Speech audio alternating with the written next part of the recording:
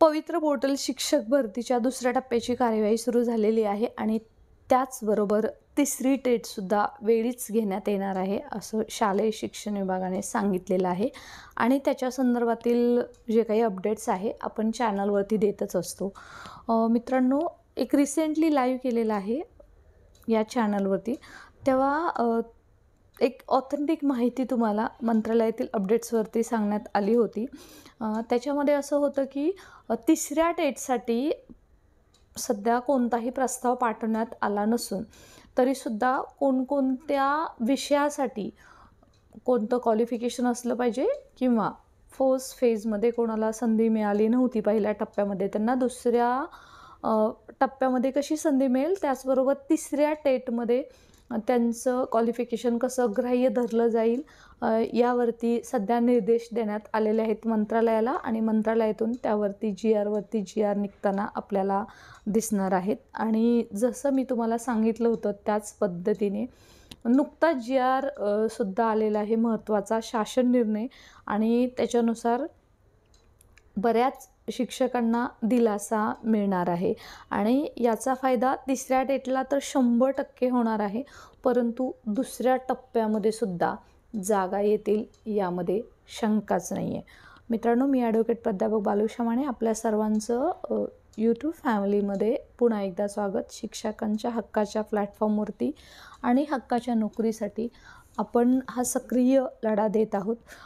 मित्रांनो, 28 जानेवारी 2024चा हा महत्त्वाचा शासन निर्णय आहे आणि तुमच्या लक्षात आलंच असेल, मी या शासन निर्णयाबद्दल या व्हिडिओमध्ये बोलत आहे कला आणि क्रीडा शिक्षकांच्या संदर्भात. जेही कोणी तुमच्या संपर्कात असतील त्यांच्यापर्यंत व्हिडिओ नक्की पोचवा ही अपेक्षा आहे. मित्रांनो, कला आणि क्रीडा संदर्भात जेव्हा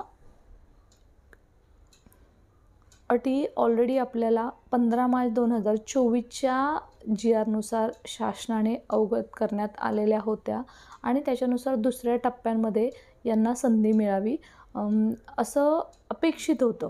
त्याचबरोबर फक्त कला आणि क्रीडा नाही, त्याच्यामध्ये कार्यानुभव आहे, यांनासुद्धा याच्यामध्ये संधी मिळावी असं अपेक्षित होतं.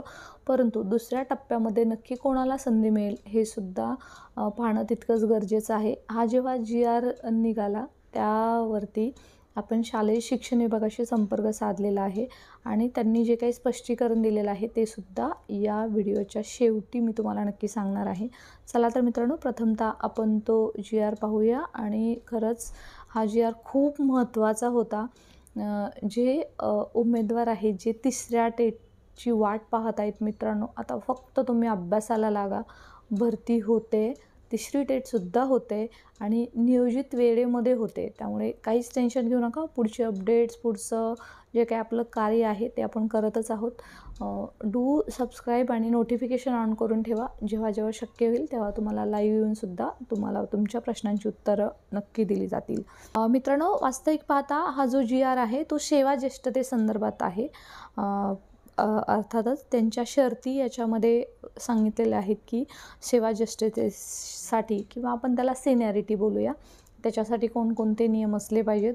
मग ती 1ली ते 10वीपर्यंतची शाळा असो किंवा काही आपण शाळा पाहतो की ज्युनियर प्लस सिनियर अटॅच असतात ज्युनियर कॉलेजेस, त्यांच्यासाठी हे वेगवेगळे नियम त्याच्यामध्ये देण्यात आलेले आहेत. आणि ते सुद्धा एकदा तुम्ही वाचून घ्या. टेलिग्राम चॅनल जॉईन करा, तिथे हा GR me as it is forward करून ठेवलेला आहे. दिनांक 24/3/2023च्या अधिसूचनेत बदल करण्यात येत आहे. तर कोणती अधिसूचनेत बदल करण्यात आहे? For physical education teachers, in case where the condition of 1 physical teacher for every 250 student and subject wise minimum 50% workload of physical education is fulfilled. संधी कोणाकोणाला मिळते त्याच्यामध्ये पहा, BA, BSc, BCom, DEd, BPEd आणि BEd आणि physical education तुमचं असलं पाहिजे किंवा तुमचं MPEd असेल तरीसुद्धा तुम्हाला इथं संधी मिळणार आहे. आणि हा जो बदल करण्यात येत आहे तो NEPG नॅशनल एज्युकेशन पॉलिसी सध्या येऊ पाहत आहे. नवीन अकॅडमिक इयरपासून सुरू होणार आहे त्याच्या अनुषंगानं करण्यात येत आहे. मित्रांनो, इन शॉर्टमध्ये फिजिकल एज्युकेशनबद्दल क्रीडा शिक्षक आहेत त्यांच्याबद्दल सांगायचं झालं तर एकूण 250 विद्यार्थी संख्या असेल त्याच्यावरती एक क्रीडा शिक्षक दिला जाईल आणि त्याचबरोबर किंवा सब्जेक्ट वाईज जर असेल तर 50% वर्कलोड असला पाहिजे. म्हणजे आता कसं होईल की काही जे BPEd करणारे जे काही आपले बांधव असतात त्यांनी कसं केलेलं असतं किंवा BEd करत असताना त्यांच्या 2 मेथड असतात.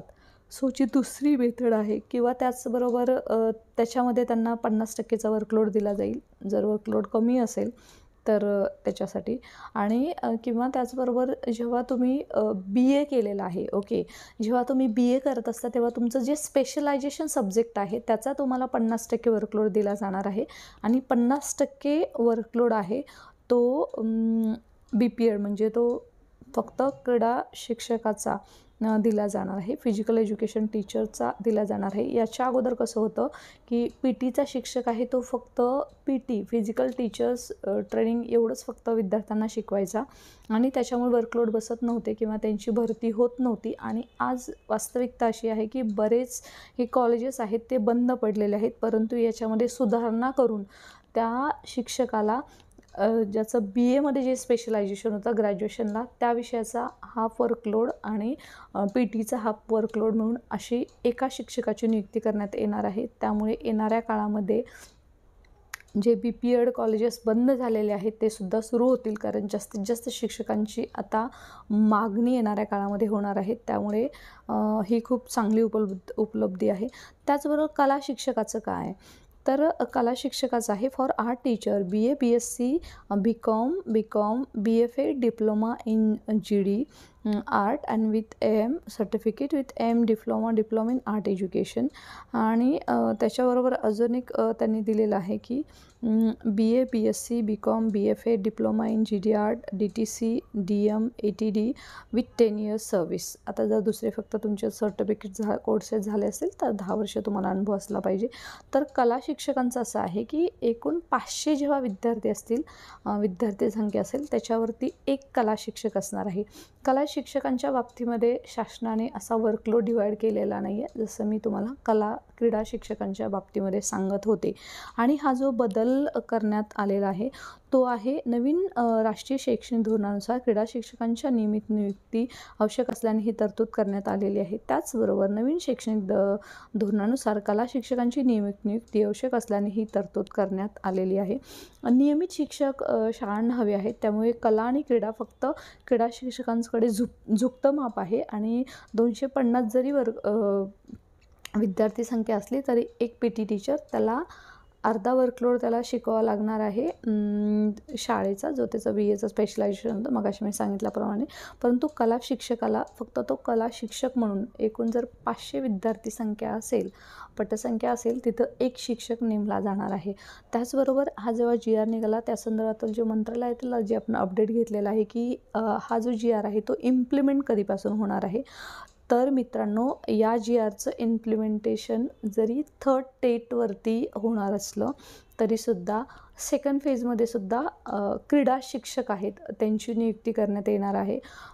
बऱ्याचशा आस्थापन आहेत तिथं क्रीडा शिक्षकांची नियुक्ती करण्यात येणार आहे, परंतु त्याचे नियम आहेत ते पहिल्यासारखेच असणार आहे की प्युअरली तो क्रीडा शिक्षक असणार आहे.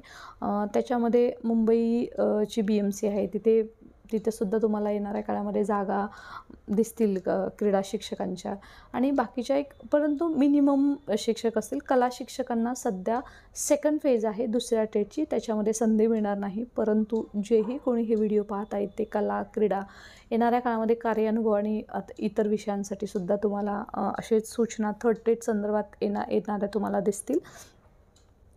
तर मित्रांनो, हे जे आहे तिसऱ्या टेटच्या तुम्ही अभ्यासाला लागा. तिसऱ्या टेटसाठी आपण जोरदार प्रयत्न करत आहोत आणि त्याच्या संदर्भात नवनवीन हे जे GR येत आहे ते तिसऱ्या टेटला अनुषंगानूच येत आहेत. सो दुसऱ्या फेजमध्ये फक्त क्रीडा शिक्षकांना संधी मिळणार आहे. त्यांची एवढी संख्या नसेल, पण तिसऱ्या टेटमध्ये की इतके शिक्षक भरले जातील की अक्षरशः शिक्षकांच्या जागा रिक्त राहतील की काय, अशी भीती क्रीडा शिक्षकांमध्ये सध्या शालेय शिक्षण विभागाने याच्यावरती विचारसुद्धा करणं गरजेचं आहे.